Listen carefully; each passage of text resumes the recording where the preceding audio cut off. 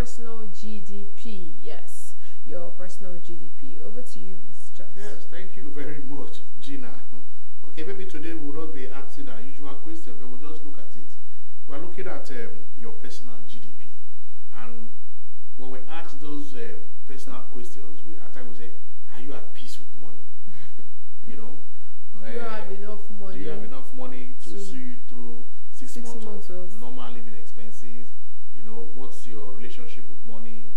You know, if you are laid off your job, you see it as an opportunity and all. Do you have time for your family, you know, and friends and all that? All this is to check your personal wealth and your personal well-being. Recently, the National Bureau of Statistics came out with some figures about Nigerian GDP. GDP is gross domestic product. Now, it means the total monetary value of all the finished goods and services produced within a country. So what they are telling us that the total monetary value of all the goods and services produced in Q2 increased by 5.01%. That is what they are telling us. That everybody in Nigeria will increase our production of goods and services.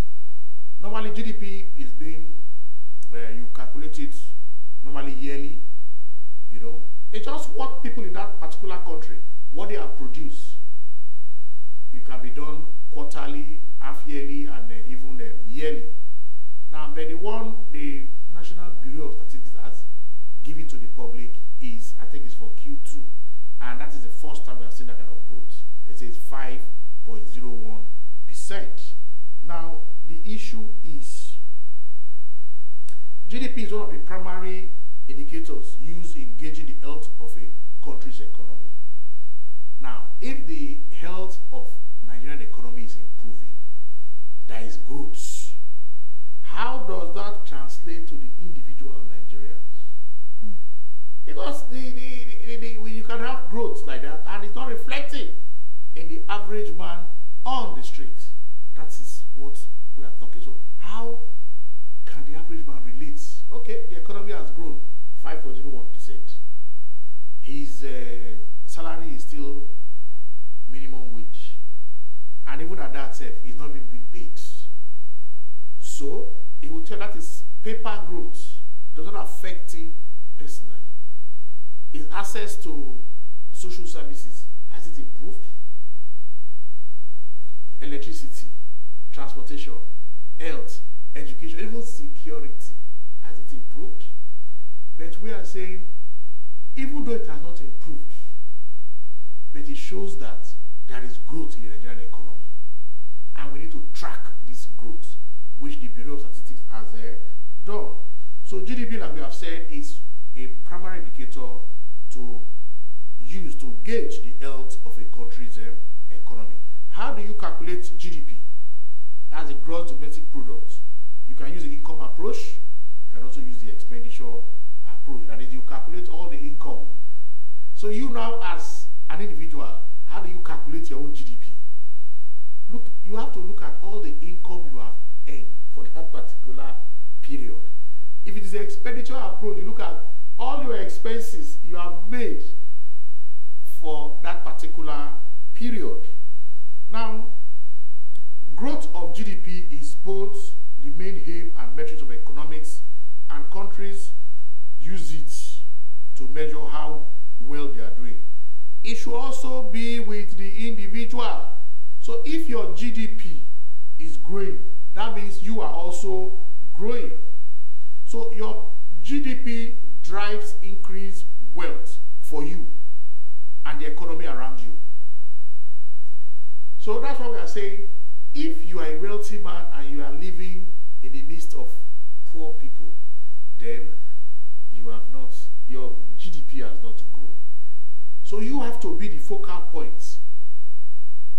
Spend money, not just saving and hoarding it. There are some spending you have to spend, when you spend, you are increasing the next man's own GDP. Because, and he has produced service for you, or a product he has sold to you. So it's not every time you just hoard, you don't spend. You need to spend for certain basic things so that the economy will improve. And as you do that, you're also improving the GDP of people around you. So increasing your personal GDP requires spending and investing, not just saving and hoarding. It is a measure of the total output of money you attract, create, and generate. You make more money by creating more currency flow. Yes, by creating currency flow. You need to spend, of course, calculated spending. And when you spend, you pay the person that is selling you food, you pay for your children's school fees, you pay for your transportation, you pay for your grocery, you pay for so many services. Now, those payments you are making is empowering those who produce or provide those services.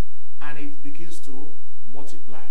So, but if you don't spend, then the GDP, your GDP will contract, just like the GDP of a country will say it contracts. And for a country, if you have 2 quarters of negative growth, they say we have entered recession. Okay, so our personal GDP, we should not allow it to go into recession. Yeah. So we should continue to stimulate the economy where we are, patronize the people who produce goods and services in that locality. Let us make sure that we allow the currency to flow, increase the velocity of money. And how do we do that? They say you have to convert ideas that will provide solution and people will pay. So if there is a new product or a new service, it is increasing the GDP of that environment. And for those who have produced those services, they have increased their own personal GDP.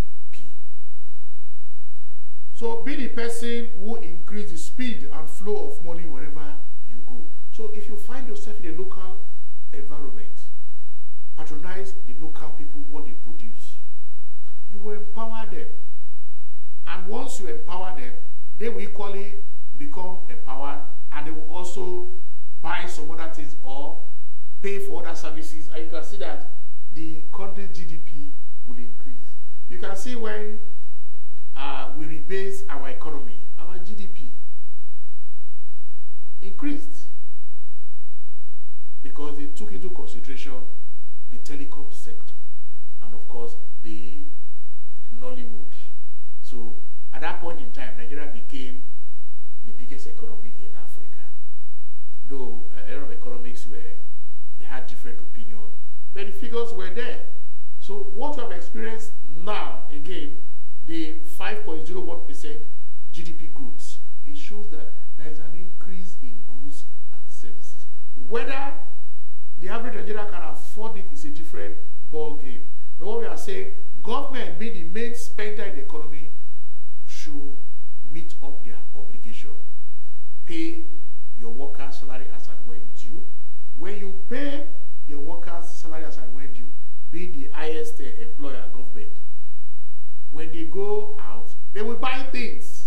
The market woman will be empowered. She will also buy other things, and we can see an expansion of the GDP, and of course the expansion of the personal GDP of each individual.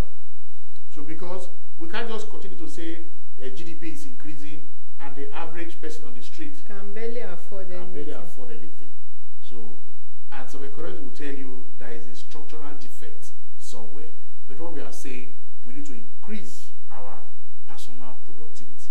We need to increase our efficiency. So for those SMEs, small business owners, if you used to spend so much on power, the government should make it possible for you to use an efficient power system that will not increase your expenses in running that business. Because if you're able to get a power source that is cheap, clean, and convenient for the STME holders, they will produce more. And when they produce more, of course, competition, prices of some of these things will obviously come down.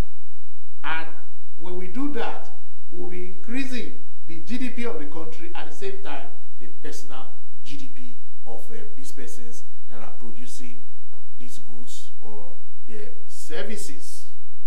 So, each and every one of us, we have our own personal GDP.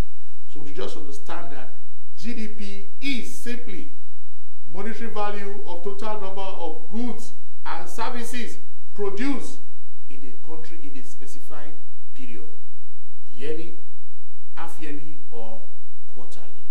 Before I close this session, I will just take a quote. It is not growth itself that matters. What matters is how income is distributed and the extent to which it is invested in public services. Yes, in public services. And when GDP growth goes beyond a certain point, then GDP is not necessary for improving human welfare at all. So like we said, it is not the issue of the growth, but how the income is distributed and to the extent in which it is invested in public service. If I go to a public institution and I access the services, then I will know that I have benefited from that growth. But if we are seeing the growth and the average person cannot benefit from it, then it's no longer improving human welfare, because the economy of a country should be run for the benefits of everybody that is in that particular country. Thank you. All right, that wraps up the investor education series today on your personal GDP. Next, after this quick break, we'll have the health and wellness segment where we'll be talking about the pandemic, the COVID-19 pandemic, titled "The Pandemic is Back." Even though I feel like I think it should be "The Pandemic Never Left." Yes,